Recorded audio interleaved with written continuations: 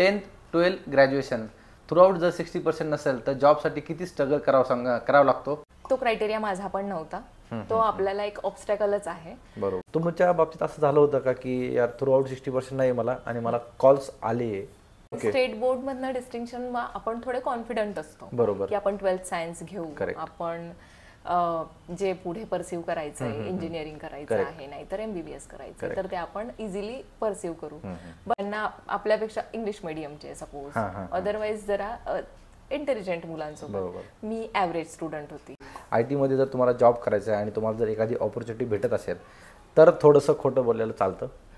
तर म्हणजे तुमचं ग्रॅज्युएशन पोस्ट ग्रॅज्युएशन टॉपर आहात आणि असं एका इयरमुळे तुमच्या करिअरला जर एवढं तुम्हाला होत असेल तर तेवढं तुम्ही, आणि व्हॅलिड रिझन आहे, हेल्थ इश्यू व्हॅलिड आहे, फॅमिली इश्यू व्हॅलिड आहे. ऑलमोस्ट 5 to 6 months ट्राय केलं स्वतःहून, पण मग काही होत नव्हतं.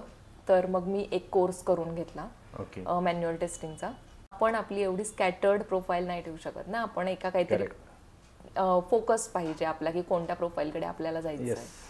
म्हणजे ते असं म्हटलेले परफॉर्मन्स बघू, तुमचे स्किल्स बघू आणि मग तुम्हाला परमनंट करू. ओके. आणि तुमची सॅलरी पण स्टार्ट करू. काही जण असं असतात की थेरोटिकली ते खूप स्ट्रॉंग असतात आणि प्रॅक्टिकली ते वीक असतात. थेरोटिकली तुम्ही वीक आहे तर तुम्हाला प्रॅक्टिकल नॉलेज असेल ना, आणि IT मध्ये प्रॅक्टिकल नॉलेज चालतं. सो फ्रेशरमध्ये हे थोडंसं टेन्शन असतं की आपल्याला कॅम्पस प्लेसमेंट नाही भेटलं किंवा काय, तर त्याच्यासाठी काय सांगणार? मी तर असं सांगेन की डोंट लूज युअर होप्स, आणि तुम्ही तेच कॅन्डिडेट्स आहात जसे बाकीचे कॅन्डिडेट्स आहेत. बरेच जण हा कॉन्फिडन्सच लूज करता की आपण त्या रेसमध्ये पण नाहीये, राईट? सो ते ट्राय पण नाही करत. बरोबर. तर तसं काही नाहीये, तो फक्त एक ऑब्स्टॅकल आहे. 10th 12th ग्रॅज्युएशन थ्रूआउट जर 60% नसेल तर जॉबसाठी किती स्ट्रगल करावा लागतो ते आपल्या सगळ्यांना माहिती. ऑलमोस्ट कॉलेजेसमध्ये पण बोला 70%, मोर दॅन 70% मी तर बोलेल की असेच असतं की ज्यांना थ्रूआउट 60% नसतं, आणि जे 30% मध्ये असतात, जे अबाव 60% म्हणा किंवा डिस्टिंक्शन म्हणा, त्यांना इझिली जॉब लागून जातो. कारण MNCचा एक क्रायटेरिया असतो आणि तो होता. तर बिलो 60% असेल तर काय चॅलेंजेस फेस करायला लागतात, कसा आपल्याला आपला फर्स्ट जॉब आपल्याला घ्यायचा आहे किंवा आपल्याला फर्स्ट ऑपॉर्च्युनिटी IT मध्ये कशी भेटेल. तर असं हे जर असेल, तुमचे जर बिलो 60 असेल तर हा पॉडकास्ट तुमच्यासाठी होणार आहे आणि खूप व्हॅल्युएबल पॉडकास्ट होणार आहे. सो आजच्या गेस्ट आहेत वैशाली, त्यांचा पण बिलो 60%च होता थ्रूआउट, आणि मेन म्हणजे माझा पण होता, आणि ऑलमोस्ट तुमचा सगळ्यांचाच असेल 70%, बिलो 70%. सो चला आपण त्यावरती डिस्कशन स्टार्ट करूयात. सो वेलकम टू IT वाला देव. परत एकदा वेलकम, आणि येस, शॉर्ट इंट्रोडक्शन. माझं नाव वैशाली आखाडे आणि सध्या मी IT मध्ये 7 to 8 इयर्सचा मला एक्सपिरियन्स आहे.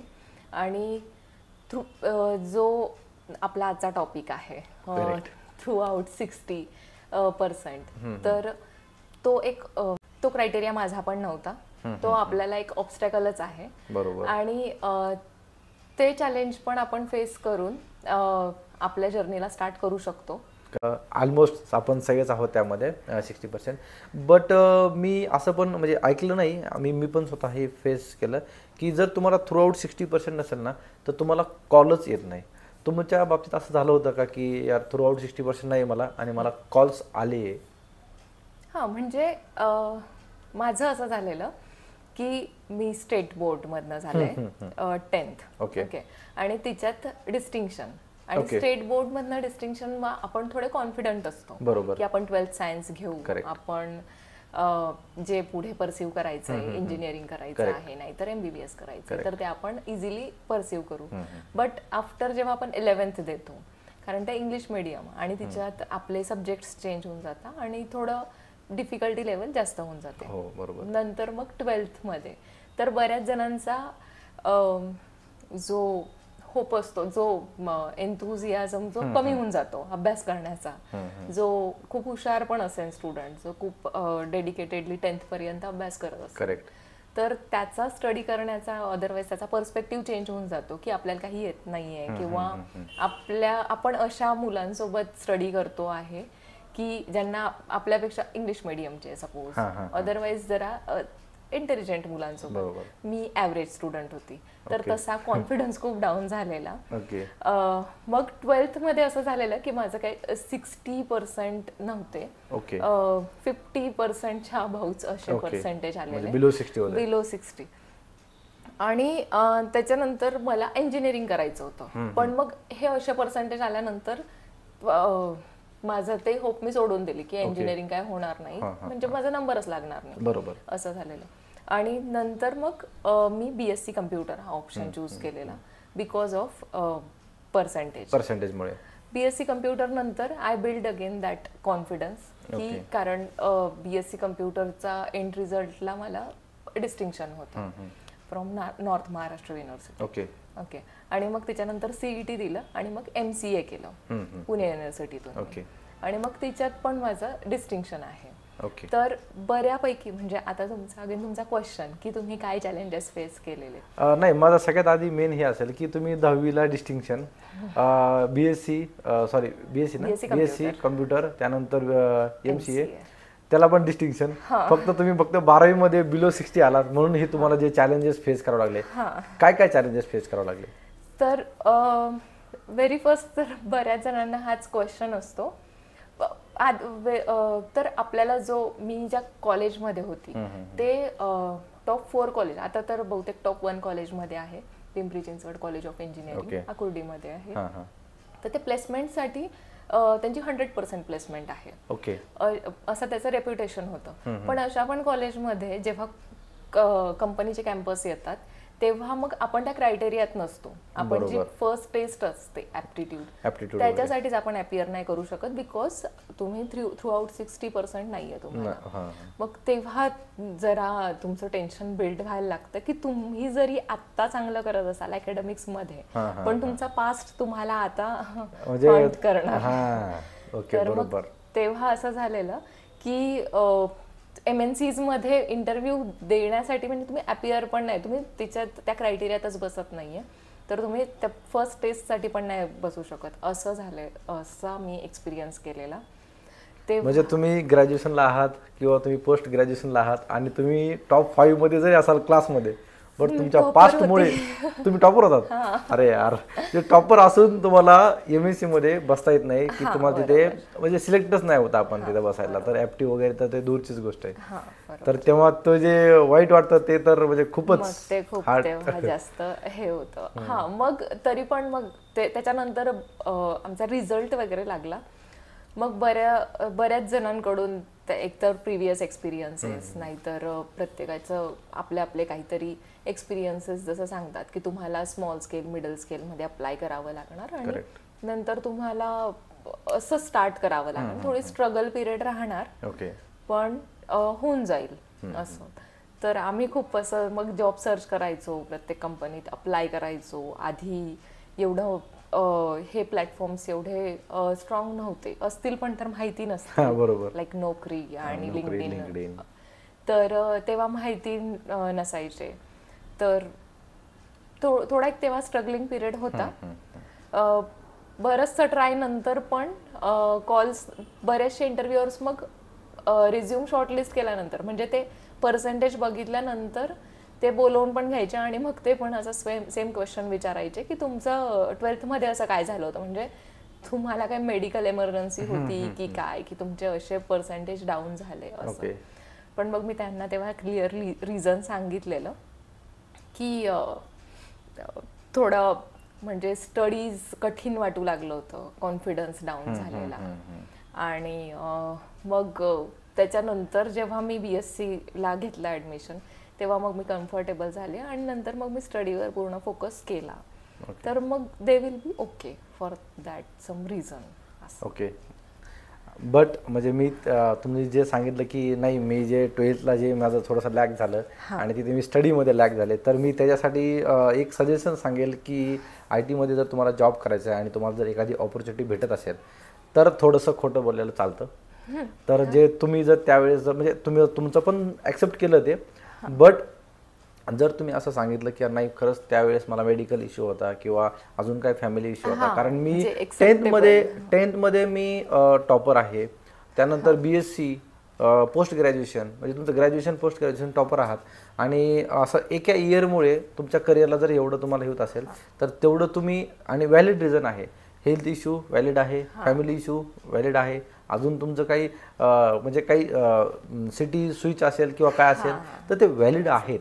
तर हे थोडंसं खोटं बोललं तरी चालेल, आय थिंक तेवढं तरी केलं पाहिजे कारण आपल्याला करिअर आहे आणि तेवढं तर चालतं आणि तुमच्याकडे तेवढं नॉलेज आहे तर तेवढं केलं तर आहेच. सो मग आफ्टर म्हणजे हे जे आहे थ्रूआउट तुम्हाला 60% नाही भेटलं तर मग अशा कुठल्या कंपनीमध्ये तुम्ही जॉईनिंग केलं आणि तुम्हाला त्यांची ऑपॉर्च्युनिटी कशी भेटली विदाऊट कन्सिडरिंग 60%? हो, मग बऱ्याचशा मिडल स्केल और small scale company after experience तुम्हाला कोणी विचारत नाही थ्रू आउट आहे का नाही, पण फॉर फ्रेशर्स ते त्यांच्याकडे तो एक फिल्टर क्रायटेरियाच असतो की तुमचं जर थ्रू आउट 60% असेल तर तो कॅन्डिडेट ते घेणार तरी ॲटलिस्ट इंटरव्ह्यूला.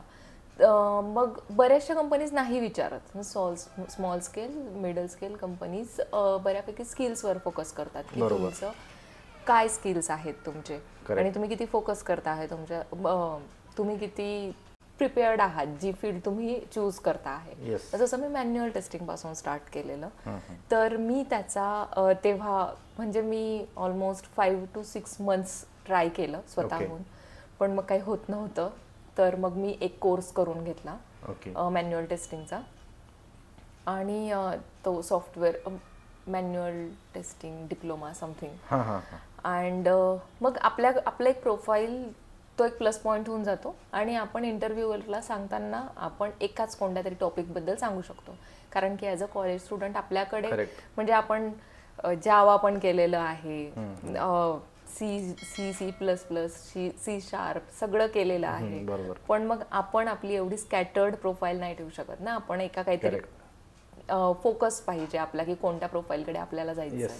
कारण मॅन्युअल टेस्टिंग हा पण एक सब्जेक्ट होताच MCA. बरोबर. ओके, तर मग एक मॅन्युअल टेस्टिंगचा डिप्लोमा केला आहे तर मग आपल्याला तसे इंटरव्ह्यूज तरी देता येतात. आणि मग तसंच एका कंपनीने घेतलेलं आणि देवर लाईक की आम्ही घेतो तुम्हाला, पण मग तुम्हाला फर्स्ट 6 months काही पे नाही करणार.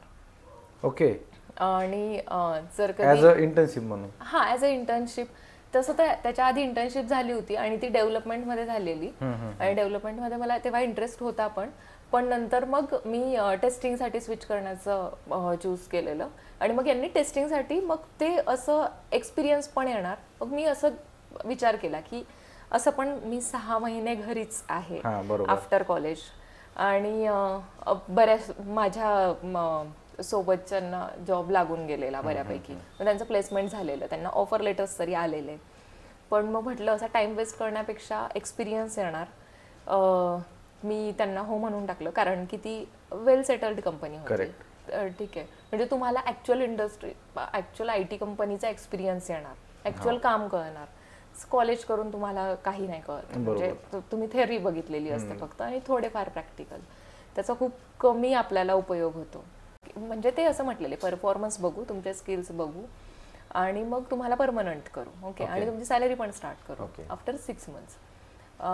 मग मी HR फक्त एकच क्वेश्चन केला होता तेव्हा की तुम्ही असं नको करायला, म्हणजे की तुम्ही 6 months तुम्ही आमच्याकडून काम करून घेतलंय आणि नंतर मग तुम्ही काढून टाकलंय, अदरवाईज कोणतरी स्किलफुल तुम्हाला एक्सपिरियन्स कोणीतरी कॅन्डिडेट तुम्ही हायर करून टाकलाय, कारण की स्मॉल स्केल कंपनीचं म्हणजे. पण मग HR म्हणे डोंट वरी. तर मग तिच्या फक्त वर्ड्सवर तेव्हा जॉईन करून घेतलं.